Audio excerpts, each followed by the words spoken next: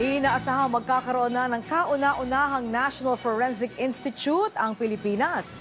Malaki may tutulong nito para mapaganda ang justice system ng Pilipinas sa buong mundo at mabigyan ng hustisya ang mga biktima ng karumal-dumal na krimen sa bansa. Si JM Pineda sa sentro ng balita. Mag-iisang dekada na pero kulang pa rin ang sagot sa mga tanong ng mga pamilya ng biktima ng umano'y extrajudicial killings o EJK ng nakaraang administrasyon. Wala silang nagawa sa brutal na pagkamatay ng kanilang mahal sa buhay. Ang isa sa mga forensic pathologist sa bansa na si Dr. Raquel Fortuna na patuloy na humuhukay ng ebidensya sa mga buto ng biktima ng EJK, umaasa na magagamit sa korte ang mga makakalap niyang impormasyon dito para mapalakas ang investigasyon at paghahanap ng ebidensya sa mga hindi makatarungan pagpataya. Binuo ng administrasyon ni Pangulong Ferdinand Marcos Jr. ang proyektong tutulong na magamit ng bansa ang science-based investigation sa mga krimen. Sa mga susunod na taon, magkakaroon na ang Pilipinas ng National Forensic Institute na itatatag sa UP Manila. Ang mahirap kasi dati sa bansa natin, ang mga conclusions ay based on presumptions. Dito, sigurado na. Sigurado kung bakit, sigurado kung anong kinamatay, at saka sigurado yung mga scientific evidence para sa conviction or acquittal ng mga suspects natin. Ngayon na nangyari ito kaya napakalakihabang ito para sa atin.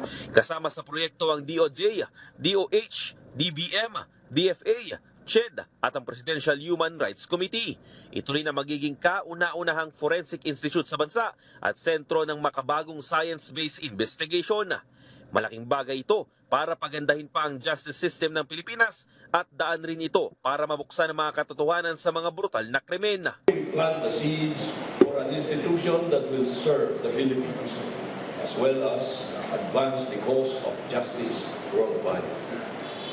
May this institute flourish and fulfill its noble mission of advancing forensic science in the service of truth, justice, and human dignity. Ayon kay Dr. Fortuna, mahigit 2 dekada rin ang itinagal ng plano bago ito maisakatuparan. Mahalaga rin anya ang suporta ng national government para mas palakihin pa ang proyekto.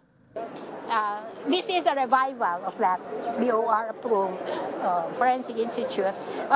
We are actually aiming for something modest. We're starting with a unit, a forensic medicine and related sciences unit, because that's the easiest to set up. But the national push, this is Executive Secretary Bersamin. The idea is a National Forensics Institute.